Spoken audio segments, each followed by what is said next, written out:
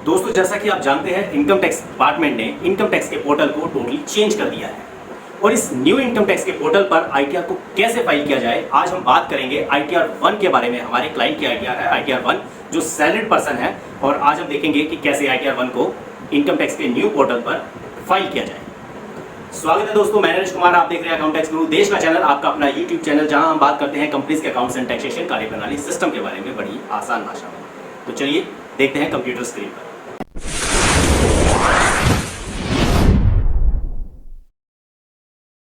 Video अच्छी लगी हो तो वीडियो को लाइक करें, चैनल पर अगर आप पहली बार आए हैं तो सब्सक्राइब करें चैनल को, और दोस्तों बेल आइकन को हिट करना बिल्कुल ना भूलें, ताकि जब भी हमारी कोई नई अपडेट्स आए, नई वीडियो आए, तो आपको सबसे पहले मिले। चलिए दोस्तों, सबसे पहले हम यहाँ पर गूगल ऑन कर लेते हैं और गूगल में हम लिखेंगे incometax.gov.in।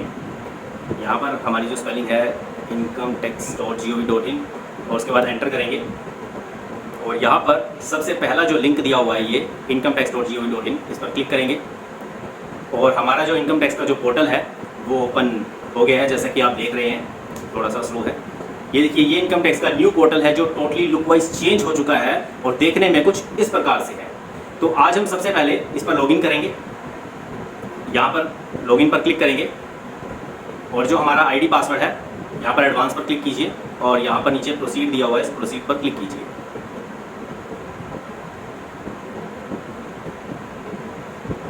उसके बाद यहाँ पर हम अपनी लॉगिन आईडी डाल करके इस पोर्टल को लॉगिन करेंगे और जो हमारी लॉगिन आईडी है वो है हमारा पैन नंबर, और उसके बाद पासवर्ड डालेंगे और इसे लॉगिन करेंगे।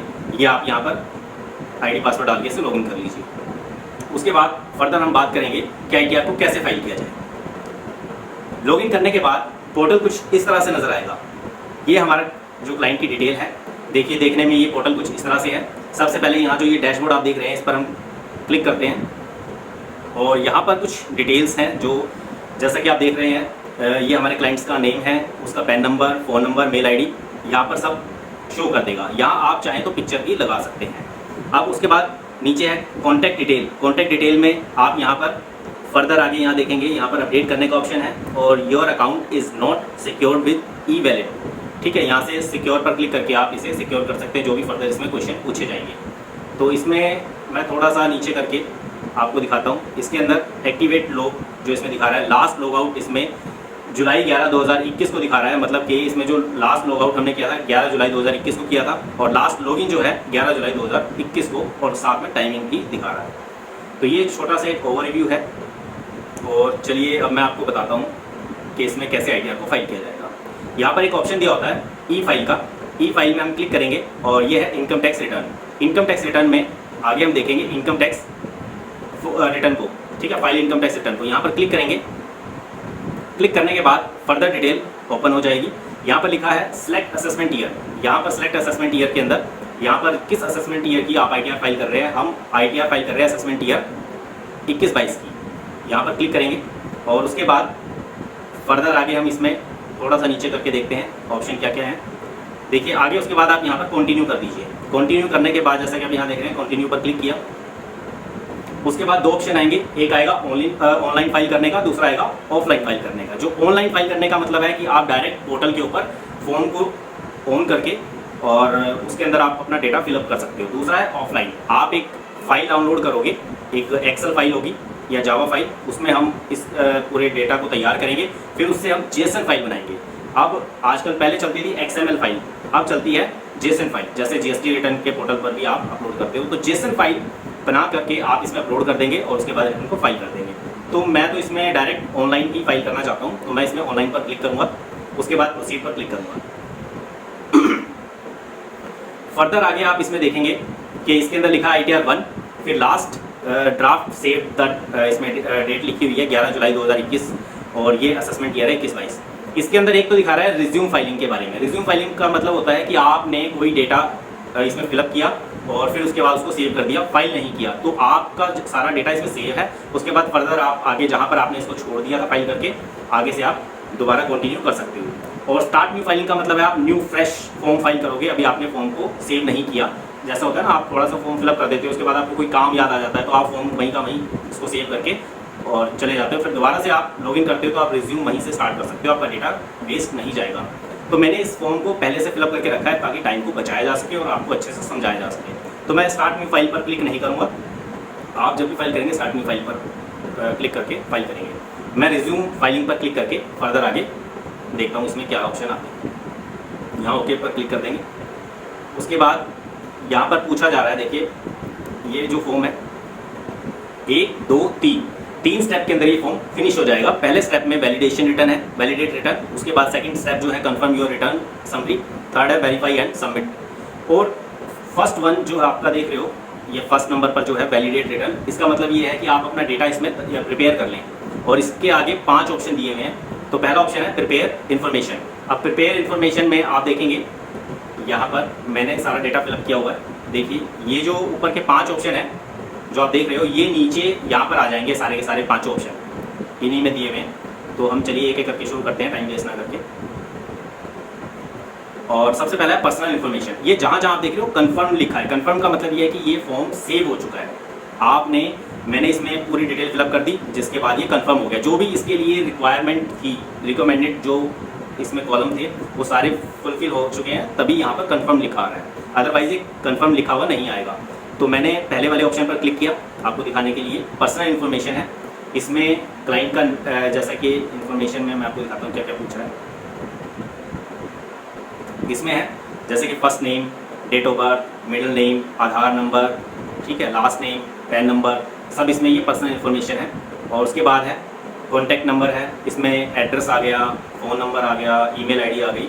तो ये पर्सनल इन्फॉर्मेशन है। उसके बाद इसमें आगे यहाँ पर ये नेचर ऑफ एम्प्लॉयमेंट बहुत ज़रूरी है, इसे ध्यान से भरिए। इसके अंदर लिखा होता है कि जो एम्प्लॉई है वो किस कैटेगरी का है, मतलब क्या वो सेंट्रल गवर्नमेंट है, मतलब कि जहाँ वो जॉब करता है वो सेंट्रल गवर्नमेंट में जॉब करता है, स्टेट गवर्नमेंट में जॉब करता है, गवर्नमेंट जॉब है, या पब्लिक सेक्टर अंडरटेकिंग है, ठीक है।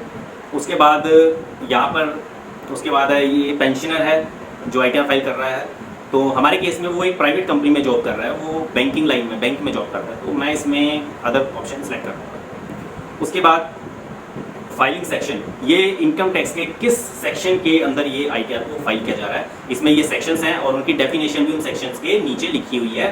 जैसे 139 sub section 1 return file on और बिफोर ड्यू डेट, इस सेक्शन का मतलब ये है और हम रिटर्न को बिफोर ड्यू डेट फाइल कर रहे हैं, तो इसीलिए मैं इसमें 139 पर क्लिक किया मैंने।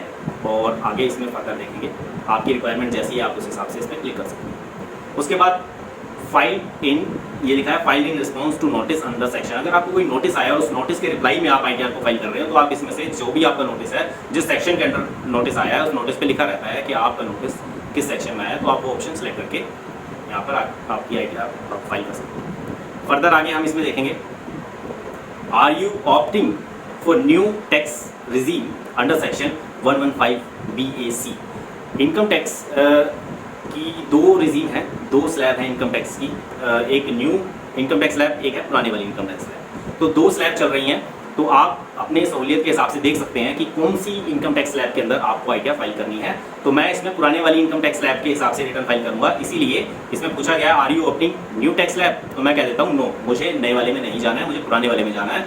नए वाले में टैक्स स्लैब के बारे में क्या बताया गया है, टैक्स स्लैब क्या है, ये आप गूगल से भी सर्च कर सकते हो। वैसे आज का जो टॉपिक है ITR को कैसे फाइल किया जाए, तो इस पे मेरा फोकस है, नहीं तो वीडियो थोड़ी सी लंबी हो जाएगी, तो इसीलिए मैंने इस पर नो किया हुआ है।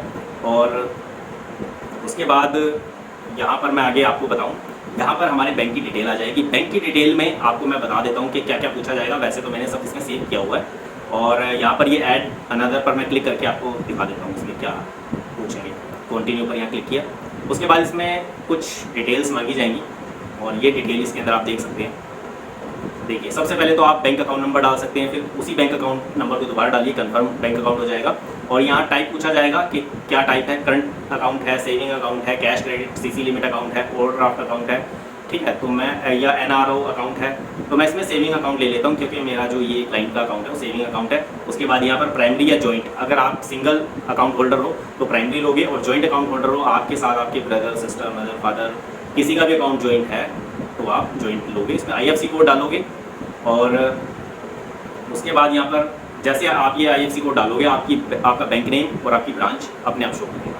तो तो उसके बाद आप वैलिडेट कर दीजिए, लेकिन मेरी डिटेल सेव है, मैं इस नए वाले अकाउंट को सेव नहीं करना चाहता, इसमें बैक कर दूंगा यहाँ से। उसके बाद यहाँ पर हम देखेंगे, यहाँ पर ये ऑप्शन जो लिखा हुआ है सेलेक्ट फॉर रिफंड, इसको आप टिक रखिए, यहाँ ग्रीन रखिए। वैसे ये ऑफ था, मैंने इस पर क्लिक करके इसे ऑन कर दिया है। इसका मतलब ये है कि आपका अगर कोई रिफंड बनता है तो आप किस अकाउंट में लेना चाहते हैं। अगर मान लीजिए आपके यहाँ 2 या 3 अकाउंट ऐड हैं, तो जिस अकाउंट को आप ये ब्लू कलर का टिक है इसको ऑन रखेंगे, उसी में आपका रिफंड आएगा। और अगर आपका एक ही अकाउंट है तो आपको एक अकाउंट को ब्लू टिक रखना ही रखना है, ये मैंडेटरी। उसके बाद इसमें हम आगे बढ़ते हैं। आगे ये कन्फर्म पर क्लिक करेंगे। कन्फर्म पर क्लिक करने के बाद फिर अब उसके बाद देखिए ये यहाँ पर कन्फर्म लिखा जाएगा अगर आपकी सारी डिटेल्स इसमें फिलअप हैं। अब सेकंड वाले पर हम जाएंगे, gross total income. Gross total income में अब हम बात करेंगे अपनी इनकम के बारे में। देखिए यहाँ पर कुछ क्वेश्चन आंसर पूछे जा रहे हैं। सैलरी की एग्जेम्पशन के बारे में यहाँ पूछा जा रहा है, प्लीज़ प्रोवाइड फॉलोइंग इन्फॉर्मेशन। कहता है are you eligible to claim exemption in respect of expenditure incurred on cost of travel on tour और ट्रांसफ़र। ठीक है जी, इसमें आपने कोई ट्रैवल या टूर एंड ट्रैवल पर कोई खर्चा किया है, ठीक है, इस सेक्शन के अंडर में, तो आप इसको यस कर सकते हो। लेकिन हमने कोई टूर एंड ट्रैवल पर कोई खर्चा नहीं किया। मतलब ये एक तरह के अलाउंसेस होते हैं। अलाउंसेस का मतलब ये होता है जैसे आप जॉब कर रहे हो तो आपको ना कुछ अलाउंसेस मिल रहे हैं। जैसे मान लीजिए आपको एक सैलरी मिल रही है, मान लीजिए 4 लाख रुपए सैलरी है, तो सैलरी के अंदर आपको बाइफर्केशन देनी है कि कितना अमाउंट सैलरी का है और कितना अमाउंट आपका टूर एंड ट्रैवल का है। ठीक है, तो मतलब कि जैसे आपका 3 लाख रुपए सैलरी का अमाउंट है और उसमें से आपका 50,000 रुपये टूर एंड ट्रैवल का है। जैसे कि आप मतलब कि ऑफिस के काम से आपको कहीं भेजा जाता है, आउट ऑफ स्टेशन भेजा जाता है, तो आपको कंपनी उसके लिए पे करती है। पे करने का मतलब ये है कि पहले आप अपनी जेब से खर्चा करते हो, वहाँ बस का किराया, होटल में रहना, ये सब चीज़ें होती है, खाने पीने का खर्चा होता है। तो बाद में अपना बिल कंपनी को दिखा देते हो और कंपनी आपकी सैलरी में ऐड करके वो अमाउंट आपको दे देती है। तो उस वक्त क्या होता है कि आपका अमाउंट आ गया जैसे 4 लाख या 5 लाख रुपए आ गए, जितना भी आपने खर्चा किया वो सारा जोड़कर आपको दे दिया। तो क्या है कि वो सारा सैलरी का पार्ट नहीं होता। सैलरी आपकी वही है जो आपको बताई गई है, जी आपकी इतनी सैलरी है। जो ऊपर से आपको मिल रहा है वो आपने अपनी जेब से पहले खर्चा किया तभी आपको मिल रहा है। तो इसीलिए आप उन अलाउंसेस को इसमें दिखाओगे तो आपके उस अमाउंट के ऊपर इनकम टैक्स कैलकुलेट नहीं किया जाएगा, इनकम टैक्स आपको पे नहीं करना पड़ेगा, अदरवाइज उसके ऊपर भी आपका इनकम टैक्स चार्ज होगा। तो मेरा ऐसा कोई अलाउंसेस मेरी सैलरी में ऐड होकर मुझे नहीं मिला है तो मैं इसको नो कर दूँगा। तो उसके बाद नेक्स्ट फर्दर हम इसमें आगे देखेंगे। इसमें लिखा है are you eligible to claim exemption in respect of special, ये इसमें लिखा हुआ है compensatory allowance children education allowance. का मतलब होता है कि कंपनी आपके बच्चों की एजुकेशन के लिए आपको कुछ अलाउंस दे रही है, बच्चों की स्कूल फीस के लिए। तो ऐसे में क्या होगा कि ये खर्चा भी आपका एग्जेम्प्ट है, क्योंकि ये खर्चा मतलब कि इनकम टैक्स डिपार्टमेंट आपका एग्जेम्प्ट कर देता है कि अगर आप बच्चों की फीस मतलब पे कर रहे हो और वो कंपनी आपको पे कर रही है, आपकी सैलरी में ऐड करके आपको दे रही है, तो आप यहाँ पर उस अमाउंट को लिख दीजिए कितना अमाउंट आपको मिला है सैलरी में ऐड होकर, तो आप उस पर आपका कोई भी इनकम टैक्स कैलकुलेट नहीं होगा, उतना आपका माफ़ हो जाएगा। तो इसे भी मैं नो कर देता हूँ, मुझे कोई ऐसा मतलब कि चिल्ड्रन अलाउंस मुझे नहीं मिला है, क्योंकि मेरी प्योर सैलरी मिली है, उसमें कोई भी अलाउंस मुझे ऐड होकर नहीं मिला। उसके बाद are you eligible to claim exemption, ये है हाउस रेंट अलाउंस। अगर आपको HRA दे रही है रहने के लिए, मतलब कि कंपनी कहती है कि आप जहाँ भी रहोगे आप अपनी जेब से पहले रेंट पे कर दो, जितना रेंट है हम आपको उतना रेंट आपकी सैलरी में ऐड करके दे देंगे, तो ये भी आपकी एग्जेम्पशन आपको मिल जाएगी। ठीक है, इसे मैं नो कर देता हूँ, मुझे कोई HRA नहीं मिला। ऐसे ही ये लीव ट्रैवल अलाउंस भी मुझे कुछ नहीं मिला कि मतलब कि इसमें मतलब कि ये लीव ट्रैवल अलाउंस, मुझे ट्रैवल अलाउंस भी कुछ नहीं मिला, तो मैं ऐसे भी नो कर देता हूँ। मेरे सारे जितने भी क्वेश्चन इसके अंदर है वो नो ही है ऑलमोस्ट। तो ये salary income exemption from salary income, ठीक है। एनी अदर इसके अलावा भी कुछ हो तो आप उसको डाल सकते हो। अगर आप यस करोगे, मान लीजिए यस करोगे, तो आपको उसमें बताना पड़ेगा फर्दर, उसमें जो क्वेश्चन होंगे आपको ये सारे जितने भी हैं इसके अंदर अदर वाले में ये सब ऑप्शन आ जाएंगे, और जो भी ऑप्शन होगा उसमें आपको यहाँ पर टिक करके इस अमाउंट को डालना पड़ेगा कि कितना अमाउंट इस अलाउंस में आपको मिला है। तो मेरे केस में कुछ नहीं है, इसलिए मैंने इसे नो कर दिया। ठीक है, यहाँ से मैं इसे नो कर दिया। उसके बाद इसमें हम आगे कन्फर्म पर क्लिक करेंगे, और कन्फर्म करने के बाद फिर हम इसमें आगे देखते हैं। फिर आगे हमसे ये सैलरी के बारे में पूछ रहा है कि सैलरी कितनी है। तो मैंने यहाँ पर एडिट करके आपको दिखाता हूँ कि कितनी सैलरी इसमें डाली गई है। एडिट किया, यहाँ पर आप एडिट करके आप अपनी सैलरी को डाल सकते हो इसके अंदर। तो इसके अंदर जो इनकम जो सैलरी है, salary as per section 17 sub section 1, ये मेरी 3,42,136 रुपये मुझे मिली है एज पर बैंक अकाउंट मेरे बैंक में इतना ही अमाउंट आया है और ये मैंने अपने 26 AS से भी मैच कर लिया है। तो 26 AS क्या होता है वो मैं आपको इस वीडियो के लास्ट में दिखाऊंगा कि 26 AS कैसा होता है। उसके अंदर मेरी ये सारी की सारी सैलरी मेंशन है। तो उसके बाद मैंने ये अमाउंट 3,42,136 रुपये डाल दिया। उसके बाद इनकम टैक्स डिपार्टमेंट की तरफ से मुझे एक एग्जेम्पशन भी मिली है। नीचे ये डिडक्शन है, ये स्टैंडर्ड डिडक्शन होती है 50,000 की, जो सिर्फ सैलरीड पर्सन को मिलती है। तो मेरे 3,42,000 में से 50,000 पे लेस करने के बाद यहाँ पर 2,92,136 आ गया, जिसके ऊपर मुझे टैक्स पे करना पड़ेगा। तो 2.5 लाख रुपए तक एग्जेम्प्ट है, उसके ऊपर आपको टैक्स पे करना पड़ेगा। इसके बाद हम इसे सेव कर देते हैं। अब मैं इसमें आगे देखता हूँ, ये डिटेल मैंने फिलअप कर दी है। 2,92,136 मेरी टैक्सेबल इनकम आ गई है। तो उसके बाद आगे इसमें हम देखते हैं फर्दर। मेरे पास इसमें आगे कुछ डिटेल है नहीं क्लाइंट की भरने के लिए। तो इसके बाद कंफर्म पर क्लिक करते हैं। आपकी जितनी डिटेल है आप उतनी डिटेल भरिए, फालतू डिटेल इसमें भरने की ज़रूरत ही नहीं। उसके बाद ये मेरा सेकंड ऑप्शन भी कंफर्म हो चुका है। अब उसके बाद थर्ड ऑप्शन लेते हैं डिडक्शंस। ठीक है, डिडक्शंस होती हैं जैसे लाइफ इंश्योरेंस हो गया या PF का अमाउंट हो गया या फिर इसमें डोनेशन वगैरह आपने दिए हैं। तो वो सब चीज़ें इसमें भी क्वेश्चन आंसर पूछे जा रहे हैं। जो आपकी डिडक्शन क्लेम करने के लिए आपने डोनेशन पेड किया है तो आप यस कर दीजिए। मैंने कोई डोनेशन नहीं दिया, मैं इसलिए नो कर रहा हूँ। लेकिन अगर आपको डालना पड़ा तो डोनेशन में यस करके मैं दिखाता हूँ कि क्या ऑप्शन पूछे जाते हैं। इसके अंदर donation schedule under section 80G, तो इसको यस करना है। लेकिन फिलअप ये आप कहीं और से करोगे, वो मैं आपको भी दिखा दूँगा इसी वीडियो में। इसे मैं अभी फिलहाल नो कर देता हूँ। और इसके अंदर भी ये डोनेशन ये भी है, इसको भी मैं नो कर देता हूँ। मुझे कोई डोनेशन का बेनिफिट नहीं चाहिए क्योंकि मैंने कोई डोनेशन भी नहीं किया है। फिर इसमें ये 80GG, इसे भी नो कर देते हैं। इसमें जितने भी ऑप्शन हैं मैंने कोई भी इसमें डिडक्शन नहीं लेनी है क्योंकि मैंने इसमें किसी भी चीज़ में इन्वेस्ट नहीं किया है, एक्सपेंस नहीं किया है। तो ये सारे ऑप्शन मेरे यहाँ पर नो हैं। ये मेडिकल इंश्योरेंस 80D है, इस तरह से बहुत सी चीज़ें। 80C है, जैसे आप इसमें लिखा हुआ है कि 80C में आप क्या करवा सकते हो। इसमें देखिए सब मेंशन किया हुआ है, आप लाइफ इंश्योरेंस ले सकते हो। ठीक है, यस करोगे तो यहाँ क्लिक करोगे तो आपको ये दिखा देगा कितना अमाउंट इसके अंदर आपने एक्सपेंडिचर कितना आपका हुआ, कितना इन्वेस्ट किया आपने, कितना LIC के लिए पे किया है, वो सब इसके अंदर आप दिखा सकते हो। तो मैं इसे नो कर देता हूँ। ठीक है, इसमें 5 ईयर की आप फिक्स डिपॉजिट भी दिखा सकते हो। लेकिन इसमें जो भी खर्चा आप पे करोगे और जितने वो टाइम के लिए है आप उसे वापस मत ले लेना, नहीं तो अगले साल वो आपकी इनकम में ऐड हो जाएगा। जैसे 5 ईयर की FD है, एक बार FD करवा के इसमें दिखा दिया आपने और अगले साल FD तोड़वा दी तो फिर आपको वो सारा का सारा अमाउंट जितना है उसके ऊपर आपको इनकम टैक्स अगले साल पे करना पड़ेगा। तो ऐसा मत करना। कोई लाइफ इंश्योरेंस आपने लिया है तो जितने साल के लिए लिया है उसे कंप्लीट करना, बीच में ब्रेकअप करने की ज़रूरत नहीं है उस लाइफ इंश्योरेंस की।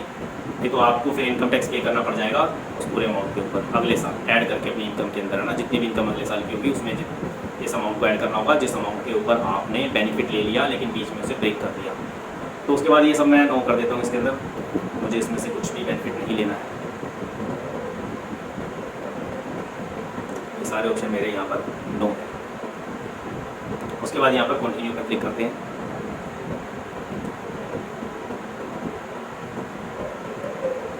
उसके बाद ये 80D है, मेडिकल इंश्योरेंस है, यहाँ पर आप डाल सकते हो। ये और भी बहुत से हैं। अब जो मैंने आपको कहा था ना कि मतलब कि डोनेशन के बारे में बोला था, तो ये डोनेशन यहाँ पर उसकी डिटेल आप फीड करोगे और वो वहाँ पर आप यस करना होगा। तो जैसे 80G है, यहाँ पर आपको ऐड करना पड़ेगा कि आपने कितने का डोनेशन लिया है। तो ऐड करके आप यहाँ दिखा सकते हो डोनेशन टाइप में आपने कौन से वाली स्कीम में डोनेशन दिया है। जिसको भी डोनेशन आप दोगे वो आपको रसीद देगा और उस रसीद में उसका नाम, उसका पैन नंबर, उसका एड्रेस, सब कुछ डिटेल होगी, वो आपको फिलअप करनी होगी। एग्जांपल के लिए जो भी इसमें हम लेंगे, फिर आगे ये पूछेगा, देखिए क्या क्या डिटेल पूछता है। ये पैन नंबर ऑफ डोनी, जिसको आपने डोनेशन दिया उसका पैन नंबर क्या है, नेम ऑफ डोनी उसका नाम क्या है, एड्रेस क्या है, सिटी क्या है, पिन कोड क्या है, ये सब चीज़ें इसके अंदर आपको डालनी पड़ेंगी। और फिर आगे डोनेशन आपने इन कैश में दिया है तो यहाँ डालिए। डोनेशन इन अदर मोड मतलब बैंकिंग मोड से दिया है, गूगल पे से दिया है, पेटीएम से दिया, यहाँ डालिए। टोटल डिडक्शन कितना है और एलिजिबल डिडक्शन कितना है, मतलब कैश में कितना अलाउ है। ठीक है, वो अपने आप कैलकुलेट करके आपका ये निकाल देगा। तो यहाँ सेव कर दीजिए। मैं कैंसिल कर रहा हूँ, मैंने कोई डोनेशन नहीं दिया है। तो अब हम आगे बढ़ते हैं इसके अंदर और उसके बाद फर्दर इसमें हम देखेंगे। इसमें मुझे कुछ नहीं चाहिए और मैं इसमें कंफर्म करके आगे बढ़ रहा हूँ। फिर उसके बाद इसमें आप देखेंगे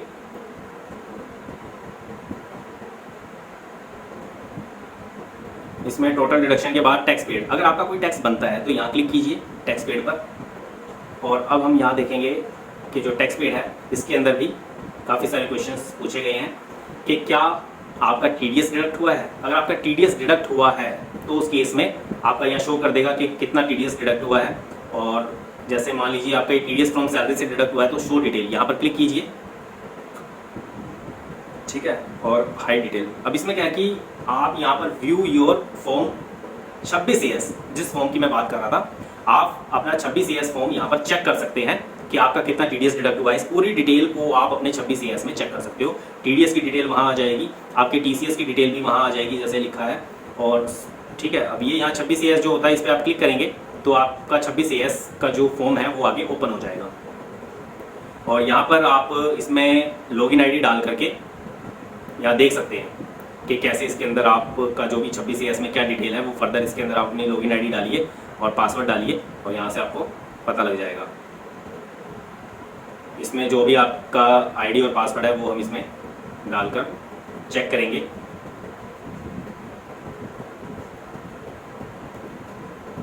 कंटिन्यू करेंगे। आगे इसमें जो पासवर्ड पूछा गया है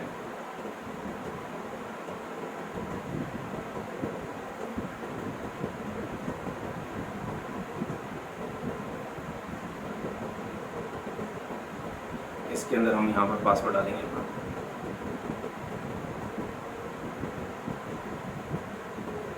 यहाँ पर ये टिक कर देंगे और कंटिन्यू। लॉगिन हियर, ठीक है। यहाँ से हम चेक कर सकते हैं अपना 26AS जो ये E-फाइलिंग है। यहाँ पर E-फाइलिंग में जाकर के नीचे की तरफ 26AS है, फॉर्म व्यू फॉर्म 26AS। तो यहाँ पर कंफर्म पर क्लिक करेंगे और यहाँ पर आपका 26AS के लिए आई एग्री पर क्लिक कीजिए, प्रोसीड पर क्लिक कीजिए, ठीक है। और यहाँ से ये फॉर्म 26AS है, यहाँ पर आप क्लिक कीजिए और यहाँ पर जो भी ईयर आप सिलेक्ट करोगे तो उस ईयर का आपको फॉर्म 26AS नज़र आ जाएगा। यहाँ पर आप XML सेलेक्ट कर लीजिए और व्यू एंड डाउनलोड पर क्लिक कीजिए। तो नीचे पूरी डिटेल होगी आपकी, जहाँ जहाँ से भी आपका TDS वगैरह डिडक्ट हुआ है, TCS डिडक्ट हुआ है, सेल्फ असेसमेंट आपने टैक्स जमा करवाया, एडवांस टैक्स जमा करवाया, सब इसमें आ जाएगा जैसे इसमें हेड दिए गए हैं। फिलहाल इसमें सिर्फ एक ही शो कर रहा है और वो है सैलरी के केस में। तो यहाँ पर ये प्लस का निशान पर क्लिक कीजिए, पूरे मंथ की सैलरी आपकी आ जाएगी। ये आपका जो भी इसमें सैलरी है पर मंथ के हिसाब से दिखाई हुई है। और इसको आप यहाँ से एक्सपोर्ट भी कर सकते हैं। यहाँ पर लिखा हुआ है एक्सपोर्ट ए PDF। उसके बाद यहाँ पर आपकी नीचे देखिए फाइल एक्सपोर्ट होनी शुरू हो जाएगी। इसको आप ओपन करके देख सकते हैं। ये देखने में कुछ इस प्रकार से आपको नजर आएगी। ये इस तरह से PDF फॉर्मेट में इसका प्रिंट ले सकते हैं, ठीक है जी। ये सेम वही चीज़ है। किस सेक्शन में काटा गया है आपका, यहाँ सारे सेक्शन की डेफिनेशन भी दी गई है। देखिए सेक्शन भी होते हैं इन सेक्शन और ये सामने उनकी डेफिनेशन, तो यहाँ से आप देख सकते हैं। उसके बाद ये 26AS लिखा हुआ है। तो चलिए हम अपने फॉर्म पर दोबारा से आ जाते हैं जो हम फाइल कर रहे थे। तो यहाँ डैशबोर्ड पर हम क्लिक करेंगे, ठीक है। हम यहाँ पर आ चुके थे। उसके बाद हमारी यहाँ ना तो कोई हमारा कोई TDS डिडक्ट हुआ है, ना ही कोई एडवांस टैक्स गया है, तो यहाँ पर कुछ भी नहीं डालेंगे हम, ठीक है। उसके बाद यहाँ कंफर्म पर क्लिक कर देंगे और उसके बाद यहाँ पर आगे चलेंगे हम। टैक्स पेड भी हमारा हो चुका है। आगे हम इसमें टैक्स टोटल टैक्स लायबिलिटी अपनी देखेंगे कितना टैक्स बनता है।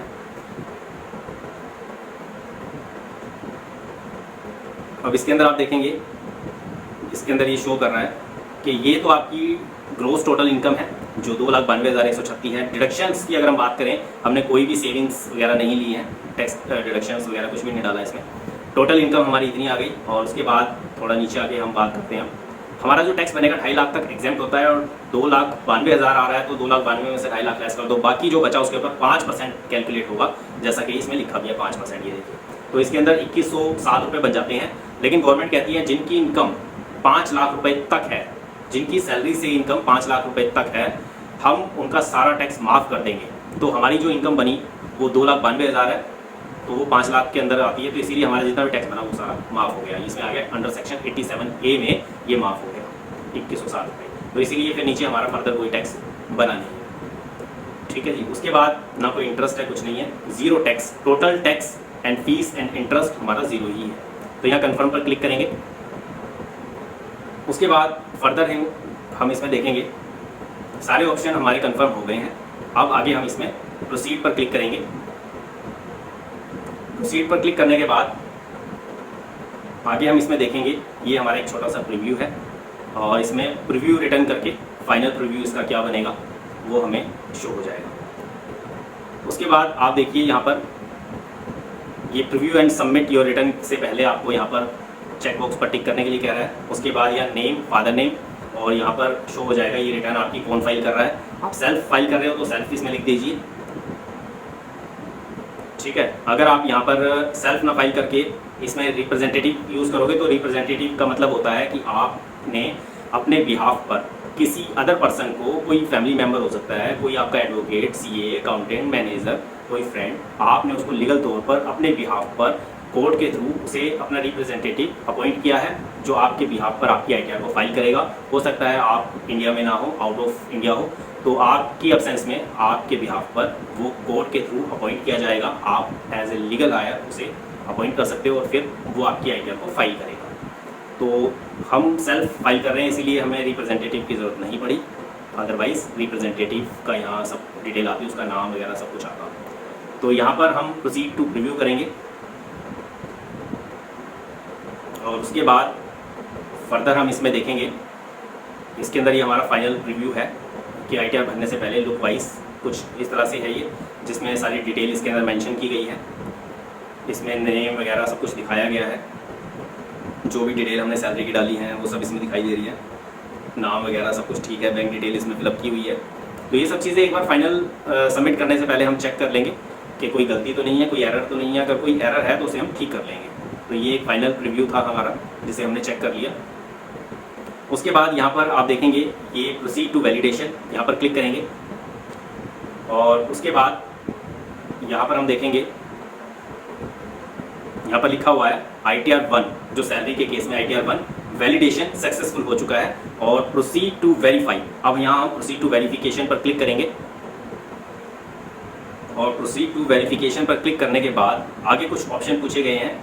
इनमें से किसी एक ऑप्शन का यूज़ करके आप अपनी आईटीआर को वेरीफाई कर सकते हो। देखिए ये पहला ऑप्शन तो ई वेरीफाई का, जिसमें आपका एक OTP आएगा आपके मोबाइल पर, आधार OTP होगा और उसमें जो नंबर आपके आधार से लिंक होगा उस पर OTP आएगा, वो आप फाइल करके अपनी OTP, अपनी जो आईटीआर है उसको वेरीफाई कर सकते हो। एक है ई वेरीफाई लेटर, इसमें क्या होता है कि आप अपनी आईटीआर को खाली सबमिट करोगे, उसके बाद आप उसका प्रिंट आउट निकालोगे एक्नॉलेजमेंट का और उसे bye courier, by post Bangalore भेजोगे दिए हुए एड्रेस पर 120 दिन के अंदर, तो ये फिर वहाँ से ई वेरीफाई होगी। तो चलिए हम इसमें क्या करते हैं, हम इसमें ई वेरीफाई पर क्लिक करते हैं, ई वेरीफाई नाउ। तो और उसके बाद ई वेरीफाई नाउ पर क्लिक करके आगे हम देखेंगे, कंटिन्यू पर क्लिक करेंगे और उसके बाद यहाँ पर काफ़ी सारे ऑप्शन दिए हुए हैं, तो इनमें से कोई एक ऑप्शन यूज़ कर सकते हैं। देखिए नेट बैंकिंग दिया है, थ्रू बैंक अकाउंट दिया हुआ है, ये थ्रू डीमेट अकाउंट भी दिया हुआ है, आई वुड लाइक टू, ये DSC के थ्रू भी हो सकता है। तो हम यहाँ पर ये ऑप्शन यूज़ करेंगे, I would like to using OTP mode number registered with Aadhaar. जो मोबाइल नंबर हमारा रजिस्टर्ड है आधार से, उस पर OTP आएगा, इस पर क्लिक करते हैं और ये कह रहा है कि your pan and Aadhaar is not link, तो हम इस पर लिंक पर क्लिक कर देंगे, लिंक नाउ। तो यहाँ पर ये क्या करेगा, यहाँ पर इसमें हम आधार नंबर डालेंगे और उसमें आधार नंबर के लिए हम यहाँ पर क्लिक करेंगे और यहाँ पर ये हमारा आधार नंबर है। हम इस आधार नंबर में यहाँ पर हम अपना आधार नंबर डाल देंगे और उसके बाद नेम लिखेंगे एज़ पर आधार। तो नेम एज़ पर आधार, इसमें हम जो भी नेम एज़ पर आधार है उस पर क्लिक करेंगे। ये हमने नेम एज़ पर आधार लिख दिया है और उसमें लिखा है I have only year of the birth in Aadhaar card. आपके आधार कार्ड पर आपने देखा होगा कई बार उसमें सन लिखा रहता है, ईयर लिखा रहता है, डेट मंथ नहीं दिया होता। तो आप इस पर टिक कीजिए और अगर आपके उस पर पूरी डेट और मंथ और ईयर दिया है तो आप इस पर क्लिक कीजिए, I agree to validate my Aadhaar detail, और उसके बाद लिंक कर दीजिए। तो उसके बाद क्या होगा, your PAN is already link given Aadhaar. ठीक है, ये कह रहा है आपका जो आधार से ये मतलब कि आपका जो फ़ोन नंबर है, ये पेन है, ये ऑलरेडी लिंक है। तो चलिए अच्छी बात है, लिंक है। तो उसके बाद हम इसमें क्या करेंगे, यहाँ मैं थोड़ा सा इसको कैंसिल कर देता हूँ और उसके बाद यहाँ पर अब मैं इसे वेरीफाई करूँगा ई फाइल पर जा कर के, इनकम टैक्स रिटर्न में जा कर के यहाँ पर दिया हुआ है ई वेरीफाई रिटर्न। अब मैं ई वेरीफाई रिटर्न पर क्लिक करूँगा क्योंकि मैंने फॉर्म तो सारा फिलअप कर ही दिया है। ई वेरीफाई रिटर्न पर क्लिक करेंगे। अब उसके बाद यहाँ पर आए हम और यहाँ पर लिखा हुआ है सर्च एक्नॉलेजमेंट नंबर, नहीं एक बार मुझे वहीं से ही क्लिक करना पड़ेगा क्योंकि यहाँ पर अभी हुआ नहीं है लगता है। तो उसके लिए हम यहाँ पर क्लिक करेंगे इसमें फाइल इनकम टैक्स रिटर्न, और उसमें दूसरा ऑप्शन हम सेलेक्ट करके देखेंगे असेसमेंट ईयर 21-22 कन्फर्म। उसके बाद online proceed, resume filing, okay. उसके बाद यहाँ पर प्रोसीड, उसके बाद यहाँ पर रिव्यू रिटर्न, उसके बाद यहाँ पर टिक करेंगे प्रोसीड टू प्रीव्यू। उसके बाद इसमें प्रोसीड टू वैलिडेशन, उसके बाद नेक्स्ट है इसमें प्रोसीड टू वेरिफिकेशन।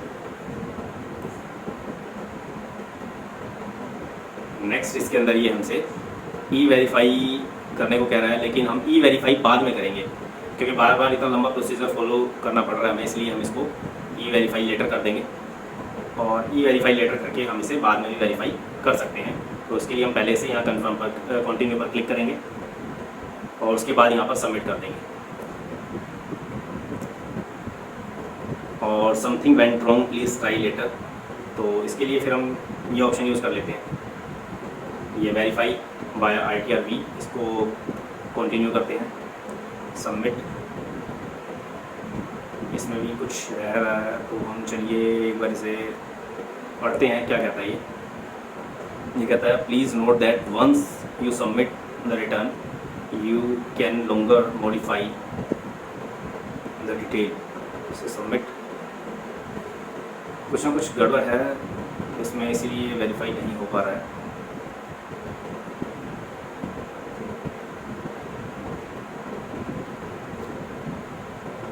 चलिए फिर ई वेरीफाई नाउ पर क्लिक करते हैं, देखते हैं इसमें क्या हो सकता है।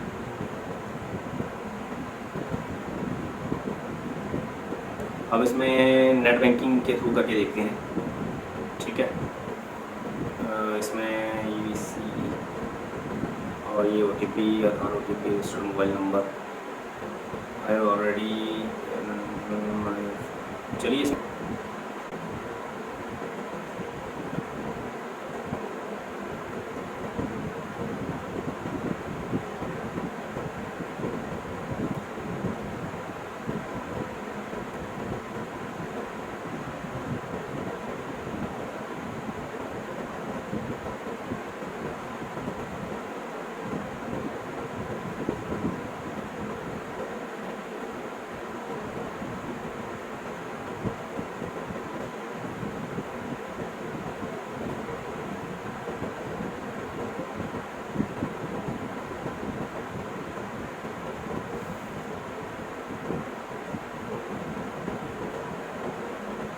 इसे हम बैंक अकाउंट के थ्रू वेरीफाई करके देखेंगे। यहाँ लिखा हुआ है थ्रू बैंक अकाउंट, तो इस पर हम क्लिक करेंगे और जो भी बैंक अकाउंट के साथ फ़ोन नंबर अटैच है उस पर OTP आएगा, ठीक है। तो हम इस पर क्लिक करके कंटिन्यू करेंगे और इसमें हमारा OTP आ चुका है। ये उस नंबर पे आया है जो बैंक अकाउंट में हमने लिंक किया हुआ था, फ़ोन नंबर, मोबाइल नंबर, उस पर OTP आया है। अब इस OTP को हम इसमें डालेंगे और इसे फटाफट से वेरीफाई कर देंगे और उसके बाद ई वेरीफाई। ये देखिए इसके अंदर हमारा जो वेरिफिकेशन है, अब इसके लिए कंफर्म सबमिशन ऑफ रिटर्न कह रहा है, तो इसे हम सबमिट करेंगे। और ये something went wrong please try again का ऑप्शन बार बार दे रहा है। तो जैसा कि आपने इस वीडियो में देखा, इस वीडियो में एक एरर दिखा रहा था ITR को वेरीफाई करने से पहले something went wrong please try later. तो इसका मतलब ये है कि ये एक वेबसाइट का एरर है और अभी वेबसाइट जो है प्रॉपर तरीके से काम नहीं कर रही है, लेकिन जैसे ही ये वेबसाइट प्रॉपर तरीके से काम करेगी, ठीक हो जाएगी, तो ये जितने भी एरर हैं, छोटे छोटे एरर हैं, ये सब ठीक हो जाएंगे। तो हम वेट करेंगे इस तरह के जितने भी एरर हैं वो जल्दी से जल्दी रिमूव हो जाएं, ठीक हो जाएं, सॉल्व हो जाएं, और उसके बाद हम अपनी ITR को आगे फर्दर प्रोसेस करेंगे। तो मुझे उम्मीद है आपको ये वीडियो बहुत बहुत बहुत पसंद आई होगी, और मुझे विश्वास है कि आपने वीडियो को लाइक, कमेंट और शेयर कर दिया होगा।